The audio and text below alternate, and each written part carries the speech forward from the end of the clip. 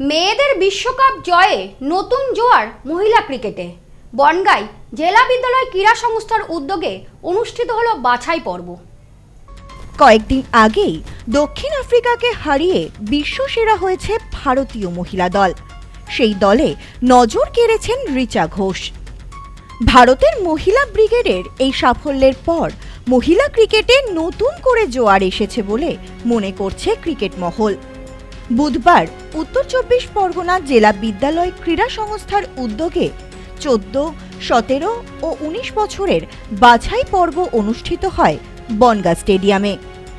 জেলার বিভিন্ন প্রান্ত থেকে প্রতিভাবান প্রায় ১০০ জন খেলোয়াড় অংশ নিয়েছিলেন এদিন। এই বিষয়ে জেলা ক্রীড়া সংস্থার সহসভাপতি সুব্রত বক্সী বলেন, স্কুল গেমসে ১৪, ১৭ ও ১৯ বছর নিয়ে ৩টি গ্রুপ তৈরি হবে। এখান থেকে সিলেকশনের পর জেলা টিম গঠন হবে। তারা চলে যাবে গঙ্গারামপুর ও বহরমপুর। সেখান থেকেই রাজ্যের টিম হবে। প্রান্তিক এলাকায় এই ধরনের বাছাই পর্বের উদ্দেশ্য প্রতিভাবান খেলোয়াড় তুলে আনা। District school games and sports north ২৪ পরগনার পক্ষ থেকে আজকে বনগাঁ একদম প্রান্তিক শহর আমাদের জেলার, সেইখানে আমরা আন্ডার 14, 17, 19 মেয়েদের অঞ্জলি সিল্ক, শিমুলতলার মোড়, বনগাঁ এখন এক নতুন রূপে নতুন সাজে এবং 14 এবং 17-এর ছেলেদের আজকে আমরা এখানে সিলেকশন ট্রায়াল রেখেছি।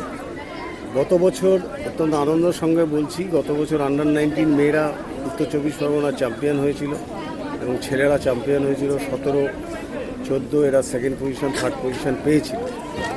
এবং আজকে যে উৎসাহ আপনারা দেখতে পাচ্ছেন সেটা হচ্ছে দুদিন আগেই যে আমাদের ভারতীয় মহিলা টিম বিশ্ব চ্যাম্পিয়ন হয়েছে এবং সেখানে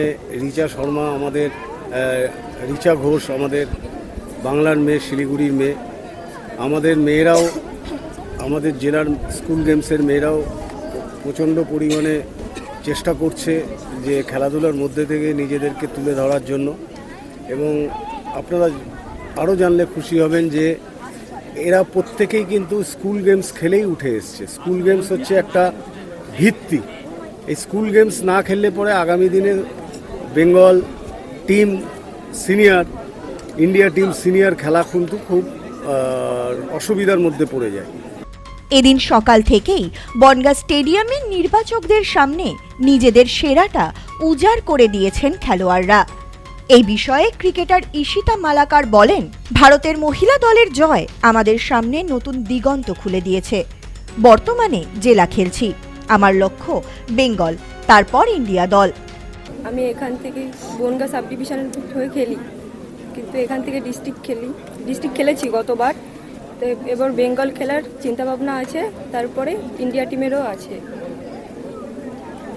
এখন কি খেলছো? এখন ডিস্ট্রিক্ট খেলছি। এই বিষয়ে জেলা বিদ্যালয় ক্রীড়া সংস্থার কার্যকরী সহসভাপতি মানস পাল বলেন, গত বছর অনূর্ধ্ব ১৯ মেয়েরা চ্যাম্পিয়ন হয়েছিল। রিচা ঘোষ শিলিগুড়ির মেয়ে। প্রত্যেকেই তারা স্কুল গেমস খেলেছেন। স্কুল গেমস হচ্ছে ভিত্তি। আমাদের সরকার এবং সংশ্লিষ্ট দপ্তরের মন্ত্রীও চাইছেন ছেলেমেয়েরা পড়াশোনার পাশাপাশি খেলাধুলা নিয়ে এগিয়ে চলুক। এটা আমাদের স্কুল গেমসের জন্য 14, 17 এবং 19 তিনটে গ্রুপে খেলা হয়।